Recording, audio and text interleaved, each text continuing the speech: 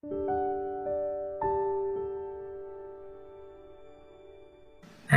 11 jenis tembang mocopat yang kita kenal itu ternyata ada urutan siklus hidupnya manusia. Jadi hidup manusia itu diawali dari Mas Kumambang, kemudian Mijil, kemudian Sinom, kemudian Kinanti, kemudian Asmorondono, kemudian Gambuh, Dandanggulo, Durmo, Pangkur, Megatruh, dan Pucung.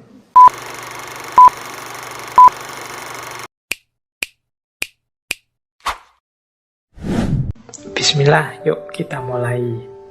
Tema kita malam hari ini, falsafah hidup yang dikenal oleh masyarakat Jawa. Namanya Cokro Manggilingan. Ini juga banyak permintaan ke saya, Pak Faiz, yang falsafah-falsafah Nusantara. Kok saya lihat banyaknya hanya Jawa saja. Kan kita kaya, Sunda juga ada, mungkin teman-teman Bugis, Makassar, Minangkabau, Aceh, Maluku, semuanya punya falsafah-falsafah hidup yang luar biasa. Semuanya menurut saya layak untuk kita hidupkan kembali, untuk kalau bahasa Jawanya kita uri-uri, kita lestarikan dan kita kembangkan. Mengapa kok saya lebih seringnya Jawa? Yo nyuwun sewu, wong saya ini aslinya ya Jawa, jadi lebih akrab dengan wacana-wacana Jawa. Bukan berarti tradisi-tradisi falsafah Nusantara yang lain saya tidak kenal. Tapi saya sebenarnya menunggu ini, ayo teman-teman yang Sunda, teman-teman yang Bugis, Makassar, teman-teman yang dari mana-mana, yang memiliki falsafah-falsafah hidup yang luar biasa, yuk kita angkat, yuk kita sebar-sebarkan, yuk kita populerkan kembali lewat media-media sosial yang teman-teman miliki. Jadi ini semoga nanti ada ya, ndak harus saya. Khawatirnya saya dianggap sok ngerti segala tema, segala materi tentang apa saja. Tapi ya kalau memang mood dan momennya pas, tidak menutup kemungkinan nanti ngaji kita ini juga mengangkat tema-tema falsafah hidup Nusantara yang tidak hanya Jawa. Tapi malam hari ini coba kita tengok dulu ya. Yang ini populer sekali kalau di kalangan masyarakat Jawa, yaitu Cokro Manggilingan. Bagi teman-teman yang dari luar Jawa, mungkin istilah ini agak asing, tapi yang Jawa semoga pernah mendengar istilah Cokro Manggilingan. Ini kombinasi dari dua kata, yaitu yang pertama cokro atau cakra, dan yang kedua manggilingan. Cokro itu bagi teman-teman yang penggemarnya wayang, suka nonton wayang, apa kalau hari ini mungkin nontonnya sinetron, tidak apa-apa lah, sinetron wayang. Kemarin ada yang India itu Mahabharata. Cakra ini senjatanya Krishna. Kalau di wayang Jawa ini Krishna ini raja, ratu dari Dwarawati. Kalau di wayang biasanya lengkapnya disebut Sri Betara Krishna. Senjatanya cakra, cokro, jadi lempengan bulat yang punya gerigi tajam. Teman-teman bisa membayangkan gearnya, rodanya sepeda. Itu kan bentuknya bulat, kemudian ada gerigi-gerigi tajamnya. Nah, Sri Betara Krishna itu senjatanya cakra itu. Nanti ada filosofi dan sejarahnya sendiri. Mungkin kapan-kapan kalau kita berlanjut membahas falsafah Hinduisme. Nah, selain cokro ada istilah manggilingan. Manggilingan itu artinya menggelinding, berputar. Jadi cokro manggilingan itu ya senjata cakra yang berputar, lempengan bulat yang bergerigi tajam yang bergerak menggelinding. Cakromanggilingan ini secara umum sebenarnya merupakan lambang, merupakan ibarat dari roda kehidupan ini, siklus kehidupan kita, perputaran masa hidupnya manusia. Itu sifatnya seperti cokro yang berputar. Teman-teman mungkin ingat yang ada istilah hidup ini seperti roda, kadang di atas, kadang di bawah. Maksudnya sama dengan itu. Jadi ini siklus hidup, perputaran masa, baik dalam skala mikro maupun makro. Mikro itu kehidupan kita sendiri, jagat kecil. Makro itu jagat besar. Yang kehidupan kita sendiri ya pergantian nasib kita ini. Hidup kita ini kan kadang seneng, kadang susah, kadang sukses, kadang gagal. Ini jadi berputar, menggelinding terus. Tidak ada orang itu yang seneng terus, sukses terus, tidak ada. Berhasil terus juga tidak ada. Hidup itu selalu kadang berhasil, kadang sukses. Dan kadang juga gagal. Itu yang mikro. Kalau yang makro, ini dinamika zaman secara umum. Jadi kehidupan ini secara umum juga dinamis, berubah, berputar. Makanya orang Jawa itu punya pandangan hidup ini dengan istilah cakromanggilingan tadi. Cakromanggilingan, owah, gingsir, gilir, gumanti. Jadi proses hidup ini itu seperti roda yang berputar, cakromanggilingan, owah itu berubah. Gingsir itu berjalan, gilir berganti-ganti, gilir gumanti, saling berganti-ganti. Jadi proses hidup kita ini seperti roda yang berputar, berubah, berjalan, ganti-ganti terus. Nah ini secara proses falsafah cakromanggilingan itu membaca hidup sebagai owah, gingsir, gilir, gumanti. Berubah, berkembang, berganti-ganti situasi, dinamis. Manifestasi dari cakromanggilingan ini itu nanti yang disebut wolak-waliké jaman, katanya orang Jawa. Jadi wolak-waliké jaman itu bolak-baliknya hidup ini. Ya tadi, kadang seneng, kadang susah, kadang sukses, kadang gagal, ya wolak-waliké jaman. Yang dulu menang, sekarang kalah, yang dulu kalah, sekarang menang. Di ranah apapun, situasinya selalu seperti itu. Kelompok sana dulu kalah, sekarang menang. Kelompok yang dulu menang, sekarang kalah. Dan akan selalu begitu.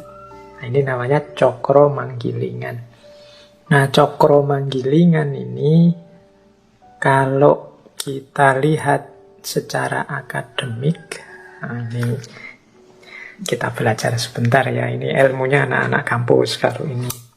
Jadi termasuk cara membaca, jadi cakromanggilingan itu cara membaca gerak sejarah yang sifatnya sirkuler, siklus atau melingkar. Kalau teman-teman belajar sejarah atau filsafat sejarah, kan ada 3 pandangan utama dalam teori sejarah itu dalam membaca geraknya sejarah. Jadi ada yang berpandangan sejarah itu bergerak linier, maju terus. Ada yang sebaliknya, sejarah itu bergerak mundur atau regres. Ini mungkin teman-teman baru dengar ya, coba nanti kita cek seperti apa. Dan yang ketiga, ada pandangan sejarah itu ya geraknya melingkar. Termasuk cakromanggilingan ini. Yang berpandangan sejarah geraknya maju terus, itu contohnya misalnya para filosof barat modern. Francis Bacon, Auguste Comte, Hegel, dan kawan-kawan. Ini kan mereka ini punya pandangan sejarah itu ya bergeraknya maju terus. Katanya Hegel ya sejarah itu semakin rasional, semakin baik, semakin baik terus. Itu versinya Hegel. Kalau katanya Auguste Comte kan, masyarakat itu dari masyarakat teologis, kemudian masyarakat metafisik, kemudian masyarakat positif yang modern. Jadi tambah maju, tambah maju. Ini teman-teman silahkan dicek. Kita juga pernah mengkaji Auguste Comte, kita pernah mengkaji Hegel, juga kita pernah mengkaji Francis Bacon. Jadi hidup ini berubah terus secara linier. Caranya bisa secara evolutif maupun ada yang bilang kadang-kadang juga caranya revolutif. Kalau evolutif itu perlahan-lahan. Seperti teorinya Darwin, teori evolusi, itu kan perubahan yang perlahan-lahan. Ada juga yang bergerak secara revolutif. Misalnya, teman-teman pernah dengar ada revolusi industri, ada revolusi teknologi, misalnya. Belakangan kita dengar istilah revolusi IT. Hari ini zamannya 4.0, pandangan-pandangan sejarah yang bergerak linier maju. Berubah ke arah manusia itu tambah maju, tambah maju, tambah maju. Nah, ini pandangan sejarah yang linier. Ada kebalikannya. Kebalikannya menyatakan bahwa sejarah itu bergerak regres. Meskipun tidak seutuhnya. Jadi ini pandangan ini begini maksudnya. Gerak sejarahnya manusia itu tidak selalu maju. Tapi dalam maju ini kadang-kadang ada juga yang mundur. Semakin jelek. Ada pandangan misalnya begini, iya sih manusia modern itu secara ilmu pengetahuan, secara teknologi, dia semakin maju. Tapi secara moral, secara spiritual, dia semakin jelek. Nah, ini nanti ada yang bilang inilah paradigma sejarah itu seolah-olah geraknya mundur. Tentang kearifan lingkungan misalnya. Kita teknologi bagus, tapi semakin merusak lingkungan. Lebih bagus nenek moyang kita dulu cara menyikapi lingkungan. Jadi tambah jelek. Jadi tidak tambah maju. Makanya orientasinya justru harus kita mundur ke belakang lagi. Dulu teman-teman mungkin pernah kita mengkaji Sayyid Hussein Nasr atau Goethe kalau yang dari barat. Ini dua-duanya mengkritik peradaban manusia yang modern. Ternyata manusia modern itu canggih secara sains tapi rusak secara moral dan spiritual. Kemanusiaannya juga merosot drastis. Cara menyikapi lingkungan juga hancur. Jadi era terbaik justru dulu. Berarti kita tidak bergerak maju. Sebenarnya kita ini tambah jelek seperti gerak sejarah itu mundur. Nah ini pandangan kedua. Kalau tadi manusia itu tambah maju. Sekarang malah tambah mundur. Kita ini tambah lama tambah jelek.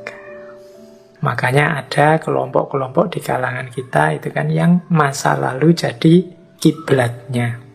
Jadi orientasinya. Kita harus berkiblat ke nenek moyang kita. Nah ini ya ada benernya, ada juga kurangnya. Ini kalau dalam bahasa berpikir kritis itu ya memang berpikirnya harus lebih komprehensif, jangan digeneralisir. Yang tadi bilang sejarah itu maju ya mungkin benar sampai level tertentu. Yang bilang sejarah itu mundur juga mungkin ya ada benarnya sampai level tertentu. Nanti kapan-kapan kita bahas lagi isu ini mungkin di filsafat sejarah. Oke. Yang ketiga, nah ini yang kita bahas malam hari ini. Sejarah itu berputar sejarah itu bergerak secara berputar. Jadi kadang di atas, kadang di bawah. Jadi prosesnya bergiliran. Zaman dulu misalnya kita awali filsafat lahir di era Yunani Barat maju. Kemudian di abad tengah muncul agama-agama, geser ke timur, Islam dengan peradaban timurnya. Sebelum Yunani dengan filsafatnya, sebelum itu kan juga banyak peradaban-peradaban timur yang maju. Ada Mesir, ada India, dan lain sebagainya. Terus Yunani, terus Islam, Baghdad, dan lain-lain. Maju, terus Barat lagi. Nah, ini kan melingkar. Jadi ya kebetulan zaman kita saat ini itu memang rasanya kita yang timur ini tidak sedang di puncaknya roda. Kita agak melipit-melipit ada di bawah. Tapi nggak usah khawatir, wong sejarah itu berputar, melingkar. Yang sekarang kalah, mungkin sebentar lagi menang. Tunggu saja waktunya. Yang sekarang menang, jangan jumawa, pada saatnya juga akan jatuh. Sejarah itu melingkar. Inilah message pesan utama dari Cokro Manggilingan. Ya selain falsafah Cokro Manggilingan, teman-teman boleh misalnya mereview ngaji kita yang dulu kita pernah membahas Ibnu Khaldun misalnya. Ibnu Khaldun ini membaca peradaban yang siklis juga berputar. Kalau di Ibnu Khaldun kan segala sesuatu termasuk negara itu mengalami siklus. Tumbuh, kemudian diawali dari lahir, terus tumbuh, terus dewasa, terus stagnan, terus merosot, terus mati. Kita secara mikro kan juga mengalami ini. Negara, katanya Ibnu Khaldun juga begitu. Negara itu ada fasenya, dia lahir, kemudian tumbuh, berkembang, kemudian mateng, dewasa, kemudian stagnan, kemudian merosot, kemudian hancur, mati, lahir negara yang baru, dinasti yang baru. Nah, itu pembacaannya Ibnu Khaldun, proses ini terus-menerus. Ya silahkan, kalau teman-teman tertarik misalnya, Pak, kalau Indonesia ini fasenya ada di mana? Kalau lahir, sudah ya. Mungkin kita ada di tumbuh, karena kita kan disebutnya negara berkembang, negara berflower. Gitu. Kita sedang tumbuh, tapi kok lama ya tumbuhnya? Harusnya setelah tumbuh itu dewasa. Setelah itu biasanya status quo, stagnan. Atau jangan-jangan kita sudah dewasa dan sekarang sedang stagnan. Atau jangan-jangan dewasa dan stagnannya dilewati terus sekarang sedang menurun. Ya wis, monggo dibaca, analisis, coba nanti bikin tulisan ya kalau pakai teori siklusnya Ibnu Khaldun ini kita ada di mana. Dan teori ini nanti cocok dengan yang kita bahas malam hari ini, yaitu Cokro Manggilingan. Jadi hidup ini berputar seperti cakra, seperti roda. Oke, nambah sedikit tiba-tiba saya ingat tentang Ibnu Khaldun tadi. Kalau di teorinya Ibnu Khaldun, runtuhnya hadoroh, runtuhnya peradaban, itu cirinya 6. Yang pertama, kalau ada merajalela ketidakadilan. Jurang kaya miskin melebar. Yang kedua, penindasan. Yang ketiga, runtuhnya nilai-nilai dan moralitas di tengah masyarakat. Yang keempat, sikap tertutup, tidak mau berubah. Jadi menutup perkembangan-perkembangan peradaban yang terbaru. Dan yang terakhir ada malapetaka atau bencana alam. Ayo silahkan diamati kita mengalami ini apa enggak. Kalau yang terakhir ini saya kira kita Indonesia ini oleh Allah kebetulan dianugerahi posisi yang sangat istimewa sehingga kita mengalami macam-macam malapetaka, bencana alam. Yo, monggo dianalisis itu untuk membantu teman-teman merefresh lagi ini. Kalau tidak salah saya jelaskan panjang lebar dulu waktu kita membahas Ibnu Khaldun. Baik, kita mulai ke tema utama kita tentang Cokro Manggilingan. Kalau bagi masyarakat Jawa, hidup kita ini mengalami 3 dunia. Yang pertama alam purwo, yang kedua alam madya, dan yang ketiga alam wusono. Alam purwa itu alam sebelum kita hadir di muka bumi ini. Alam madya itu pengalaman kita hidup di dunia, di muka bumi. Dan yang ketiga alam wusono. Alam wusono itu alam nanti setelah kita meninggal, setelah kita hidup. Jadi ini makanya falsafah hidup timur termasuk Jawa itu secara umum menerima adanya 3 dunia ini. Bandingkan nanti dengan filsafat barat tertentu yang hanya menerima alam madya atau alam syahadah kalau bahasa Arabnya. Jadi tidak mau membahas alam purwa, tidak mau membahas alam wusono, karena dianggap 2 alam ini metafisik, dan yang metafisik itu tidak ada gunanya dibahas, katanya orang modern. Beberapa filosof bilang alam metafisik itu meaningless, tidak ada gunanya kalau dibahas. Mungkin ada tapi tidak penting dibahas. Beda dengan tradisi filsafat timur yang menerima bahwa ada hidup sebelum kita di dunia ini dan nanti ada hidup setelah kita meninggal nanti. Maka perputaran cokro manggilingan itu tidak terbatas di alam madya saja. Jadi kalau teman-teman merasa, Pak, masa iya sih siklus perputaran hidup itu ada, wong saudara saya, tetangga saya, teman saya, atau jangan-jangan saya sendiri merasa sejak kecil sampai sekarang hidup susah terus. Atau saya ini orang kaya loh, Pak, perasaan nggak pernah itu, Pak, mengalami susah hidup, ya rasanya lancar-lancar saja, enak-enak saja, senang-senang saja. Nah itu ya kalian mungkin ngukurnya hanya di alam madya. Jangan lupa nanti ada alam wusono. Kalau kita tidak mengelola dengan baik alam madya, ya di alam wusono kita akan panen. Karena ini juga siklus cokro manggilingan. Jangan sampai kita tertawa-tertawa hari ini, besok di alam wusono kita jungkir balik kesulitan.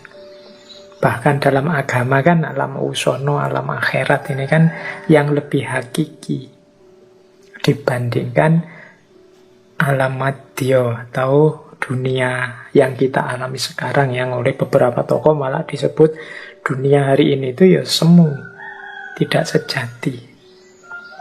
Dunia yang semu ini pun hari-hari ini kan kita sibuk dengan yang lebih semu lagi yang kita sebut dunia maya itu.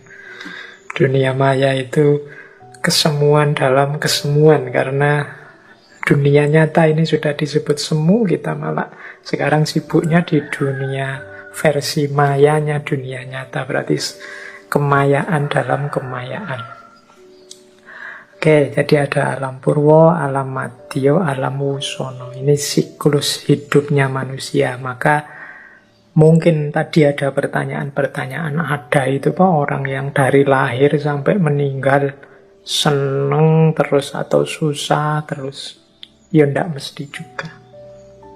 Karena hidup ini ndak hanya diawali saat kita lahir dan berakhir saat kita meninggal. Nah, ini dasar falsafah cokro manggilingan. Jadi ada siklus hidup yang tidak hanya dunia ini, tapi juga ada dunia kemarin dan dunia nanti. Nah, biasanya orang menjelaskan siklus hidup manusia Jawa itu melalui beberapa analogi. Analogi yang paling populer itu analogi dari tembang Jawa, khususnya mocopat.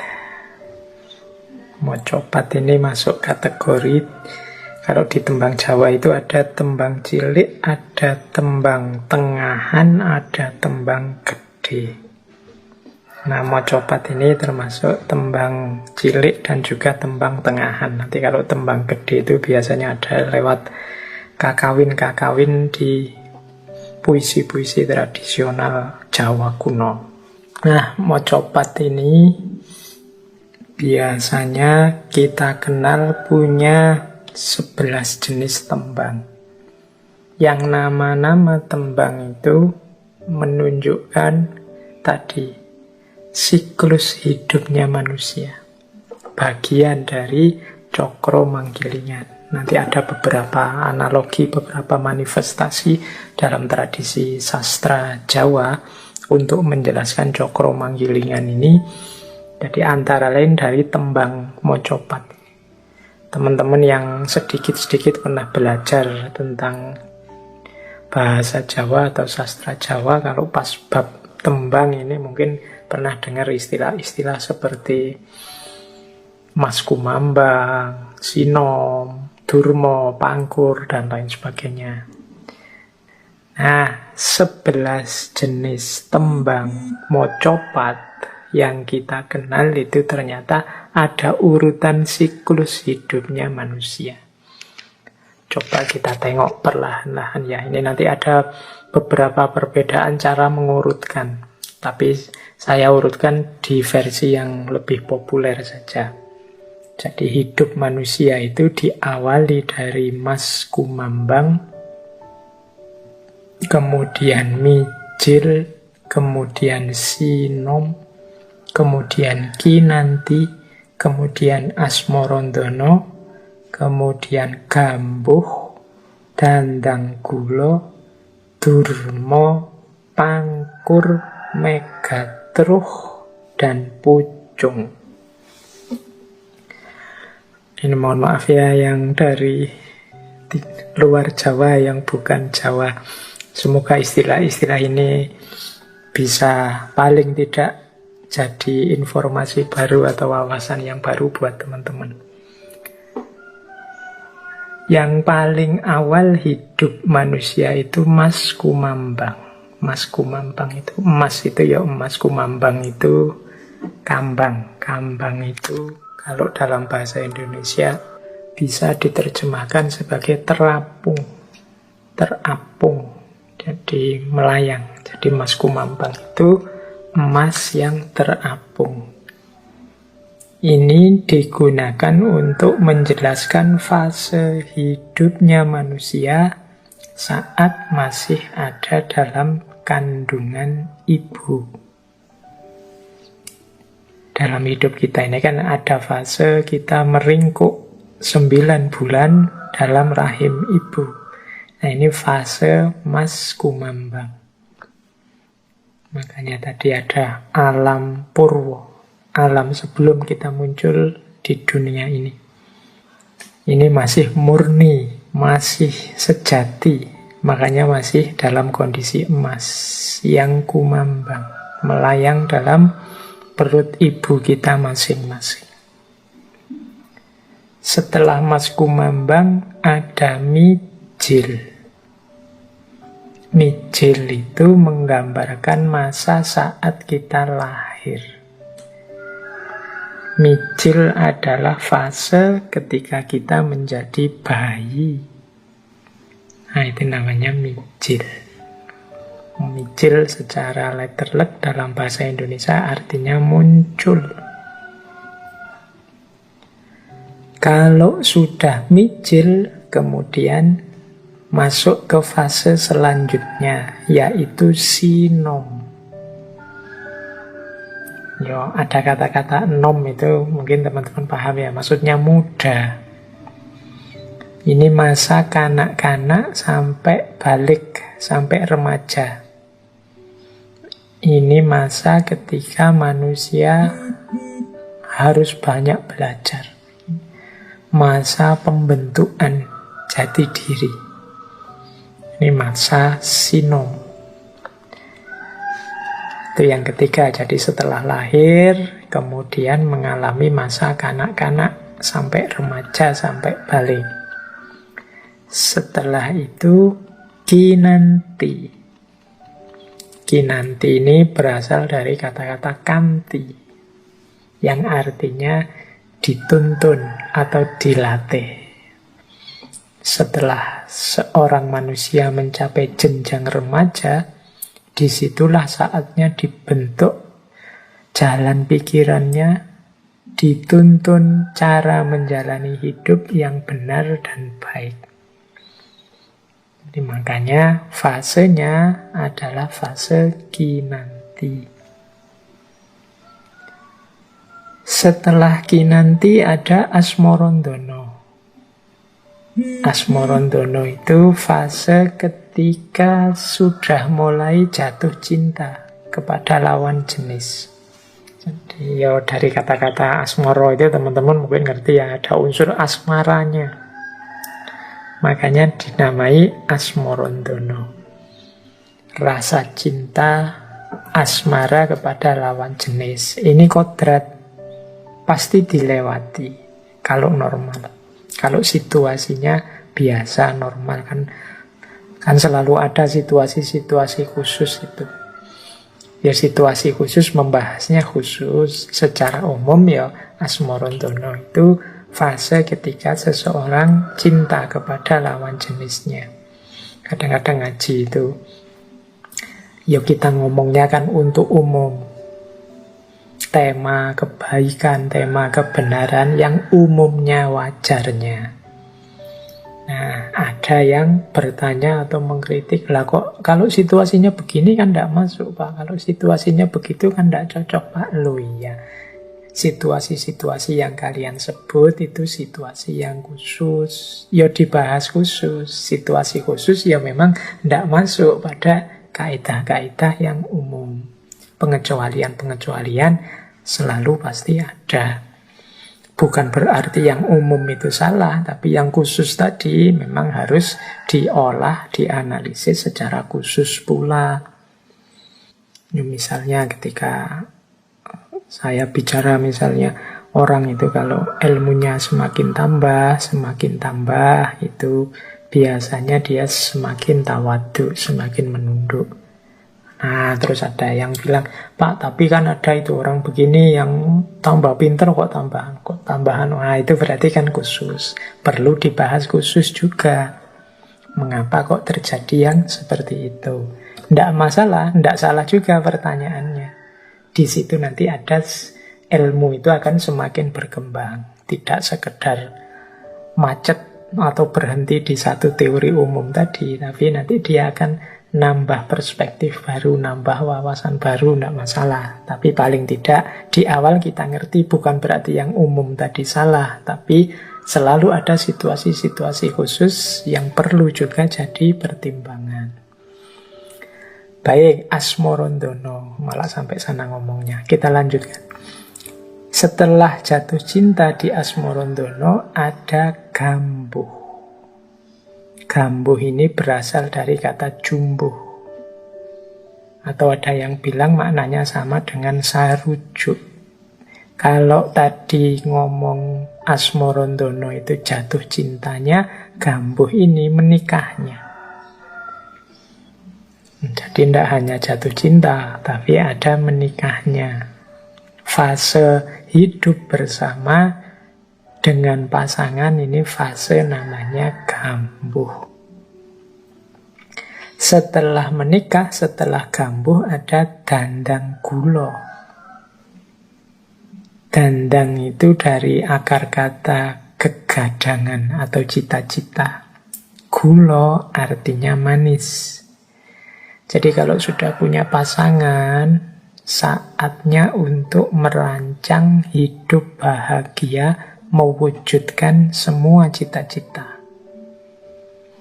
Ingin punya pekerjaan mapan, ingin punya keluarga yang tentram, ingin punya harta benda, sandang pangan papan yang cukup.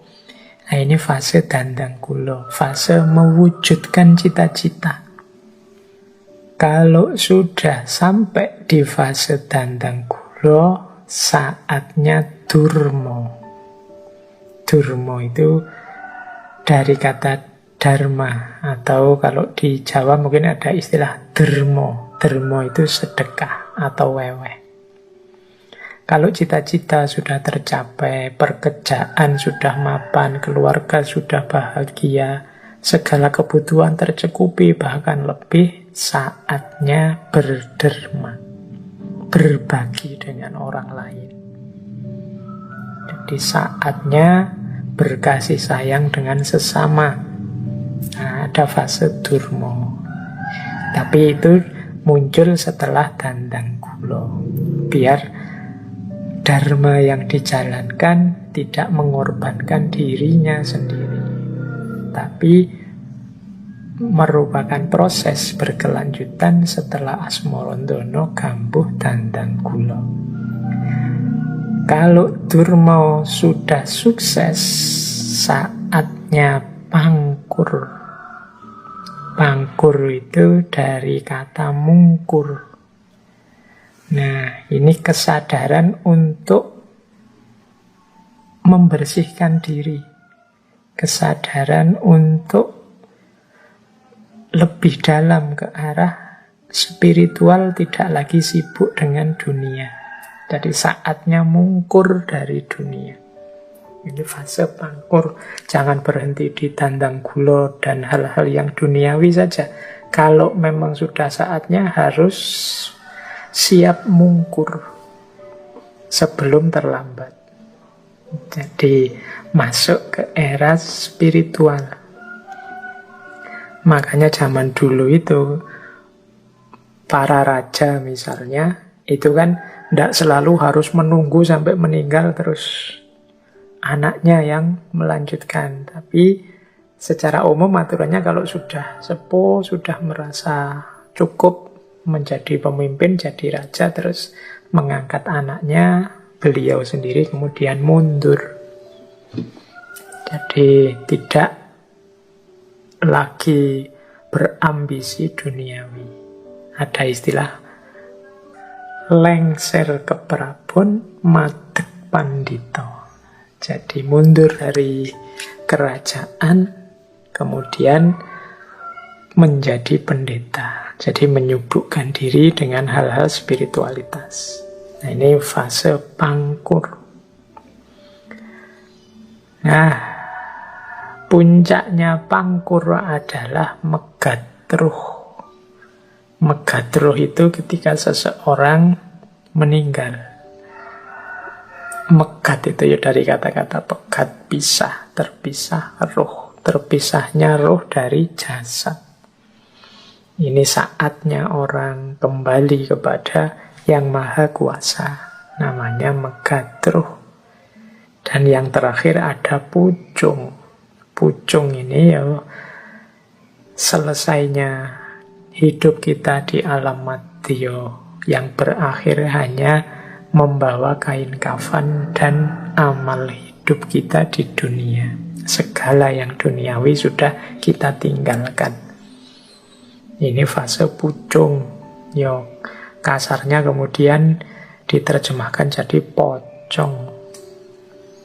Ya, kita meninggal sudah kalau sudah ada di fase pocong, masuk alam wusono. Nah, ini istilah-istilah dari tembang yang 11 ini menggambarkan siklus hidup kita. Jadi berputar dari sejak di perut ibu sampai pucung. Ya, nanti mungkin berlanjut lagi di alam wusono.